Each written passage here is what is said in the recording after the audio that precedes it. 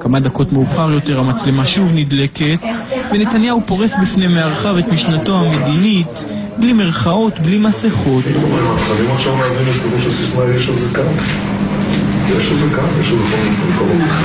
מה ערפאת רוצה התנחלות אחת גדולה, קודם לתל אביב. כן, זה מה שקראתי שהיא באה מאנגליה אומרת, גם תל אביב היא התנחלות. מבחינתם, לדעתי גם המים הטריטוריאליים שלנו. אבל זה שרוצים אותנו בים, כן, אבל בים תערבים כרגע ממקדים ולכן חושבים שזה ישבור אותנו. הדבר העיקרי, קודם כל, לתת להם מכות, לא רק מכות כל כך מכינות, שהמחיר יהיה כבד מצלום. כרגע המחיר לא כבד מצלום. התקפה רבת היקף על הרשות הפלסטינית. תביא אותם לפחד שהכל מתמוטט. לא פוחדים, צוחקים להם יראו לנו לתוך הישר וצחוק ופשוט הם לא פוחדים לצחוק. זה מה שנביא אותם רגע, אבל אז רשות מהעולם יגיד מה אתם כובשים? אתה לא מפחד מהעולם ביבי. במיוחד היום עם אמריקה, אני יודע מה זה אמריקה. אמריקה זה לא שאפשר להזיז אותו בקלות, להזיז לכיוון הנכון. אני אומרים שהם בעדינו, אבל כאילו... לא יפריעו לו. אז שאם אנחנו עושים איזה משהו, אז הם... יש שם להבדיח שהם אומרים משהו. 80% מהאמריקאים תומכים בה. זה אבסורד. יש לנו שם תמיכה כזאת, ואנחנו אומרים מה נעשה עם הממשל ההוא היה פרו-פלסטיני בצורה קיצונית. לא פחדתי לתמוד שם. לא פחדתי להתאבד עם קלינטון. לא פחדתי להתאבד עם אובמה. בלעם הכי את המחיר הבינלאומי אני משווים. אז עדיף לקרוא לקבל תמורה. אוסלו, מילא הבאנו להם דברים ועכשיו אנחנו לא יכולים לקחת אותם חזרה, הם לא ייתנו לנו אותם חזרה. קודם כל, אוסלו זה מערכת, אתה צודק, אני לא יודע מה אפשר לקחת. יש לו דעות פוליטיות, תאמין לי. הוא אמר לאריק שרון דברים שאני אמרתי לו, זה לא דעה של ילד, הסכמי אוסלו זה אסון.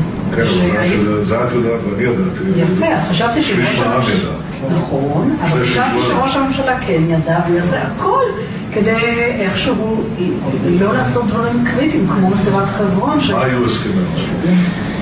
הסכמי אוסלו שהכנסת חתמה עליהם, שאלו בפני הבחירות התקדים, כן, בתנאי כפוף להדדיות וצמצום הנסיבות. אבל איך הם צמצום את הנסיבות? אני אתן פירוש להסכם שיאפשר לי להפסיק את הדהירה הזאת לקבל 67. איך עשינו את זה? הסכם אוסלו קבע בשעתו כי ישראל תמסור בהדרגה שטחים לפלסטינים בשלוש פעימות שונות, אלא אם בשטחים האמורים יימצאו התנחלויות או אתרים צבאיים. כאן מזהה ביבי פרצה. אף אחד לא אמר מה זה אתרים צבאיים מוגדרים. אתרים צבאיים מוגדרים, אני אמרתי אלה אזורי ביטחון. בקעת הירדן, מבחינתי זה אתר צבאי מוגדר. נכון. אז לא לך תגיד. אבל אז הייתה שאלה, מי יגדיר מה זה אתרים צבאיים מוגדרים? קיבלתי מכתב, נכנס לו, אליי ולערפאת, באותה לשון, שאומר שישראל בלבד היא זו שתגדיר מה הם את מיקום האתרים הצבאיים האלה ואת גודלם. עכשיו, הם לא רצו לתת את המכתב הזה, אז לא נתתי את הסכם כמובן. הפסקתי את ישיבת הממשלה, אמרתי, אני לא חושב. רק כשהגיע המכתב, תוך כדי הישיבה, אליי ואל ערפאת, חתמתי על הסכם, והשררתי במהלך התיקון.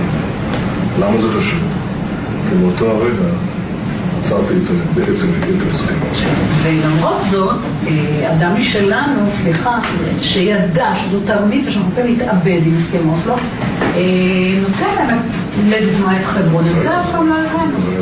חברון זה קורה. זה הדבר שקורה. אחד מהרבנים המפורסמים שאני מאוד מכבד אותו, רב של ארץ ישראל, אמר לי, מה היה אבא שלך אומר? הלכתי לאבא שלי. אתם יודעים לי קצת על העמדות של אבא שלי?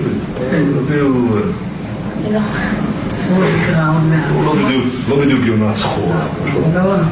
אז אבי שמע את השאלה, הוא אמר, תגיד לרב, שהסבא שלך, הרב נתן מליקובסקי, היה יהודי חכם, תגיד לו שעדיף לתת 2% מאשר לתת 100%. וזו הברירה שעומדת כאן הפרק. אתה נתת 2%, ובזה עצרת את הנסיגה הזאת במקום 100%. החוכמה היא לא להיות שם ולהישבר. החוכמה היא להיות שם ולשלם מחיר מזערי. באמת כראש ממשלה. אני מעריך שלי. לא, אבל הוא צריך. תודה רבה. תודה רבה. תודה שאני אשתסה. אתה צודק בזה?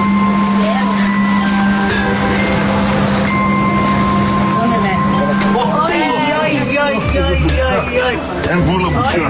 אין גבול לבושה. אין גבול לבושה. נתניהו מסיים את הביקור ומשאיר את מארחיו מעט מבולבלים. בעיניים מול עיניו אתה חש את האמינות. שזה היה בטלוויזיה וכל זה לא הייתה לו אמינות. לא, הכל מדהים בכוח שלו. כמו שאני אמרתי קודם, כשמגיעים לתפקיד הם מסונדלים מכל מיני כיוונים.